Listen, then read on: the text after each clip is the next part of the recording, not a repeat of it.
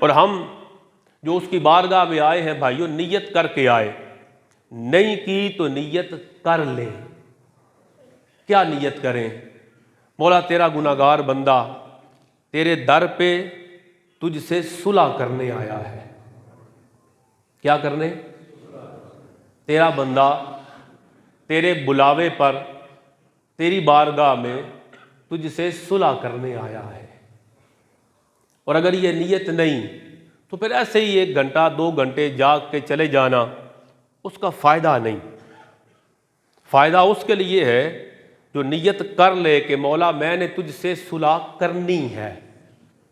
معروف ایک واقعہ ہے، ایک بابا جی بازار میں بیٹھے تھے، اللہ والے تھے، درویش تھے، بازار میں بیٹھے تھے، لوگوں نے دیکھا بابا جی رو رہے ہیں۔ کہا بابا جی بازار میں بیٹھے ہیں، لوگ شاپنگ میں مصروف ہیں، یہاں تو کام ہی ختم نہیں ہوتے بازار کے، تو اپنی مصروفیات ہیں، آپ یہاں بیٹھ کے رو رہے ہیں، خیر ہے؟ بابا جی کہتے ہیں یہ جو بازار میں لوگ زندہ دنیا داری میں مصروف شاپنگ کرنے والے، میں ان کی رب سے صلح کروا رہا ہوں۔ اچھی بات ہے۔ بندہ خاموش ہو گیا۔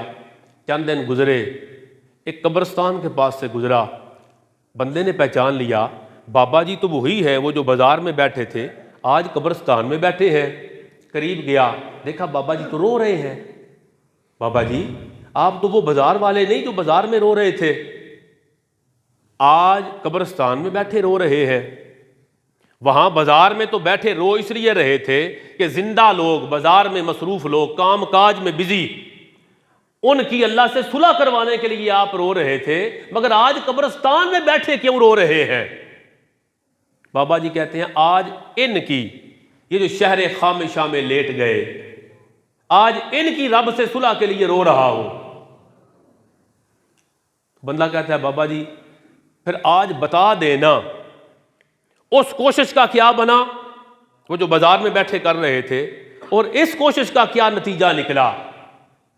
وہ کہتے ہیں جب بازار میں بیٹھا رو رہا تھا، اللہ کی بارگاہ میں التجا کر رہا تھا کہ مالک لم یزل، یہ بندے تجھے بھولے ہوئے ہیں مگر تو ان سے راضی ہو جا، تو ان سے راضی ہو جا، تب اللہ راضی ہونے کے لیے تیار تھا۔ بندے اپنے کام میں بزی تھے، وہ راضی نہیں ہو رہے تھے کہ میں نے رب سے صلح کرنی ہے۔ بابا جی آج کیا حال ہے؟ کہا اب یہ سارے پہنچ گئے اپنی منزل کو، فوت ہو گئے، قبرستان میں آ گئے، آج یہ سارے صلح کرنا چاہتے ہیں، اب مولا راضی نہیں ہو رہا۔ اس سے پہلے کہ اللہ راضی نہ ہو، آج جو آئے ہیں تو آج وہ خود راضی ہے کہ آؤ مجھ سے معافی مانگو۔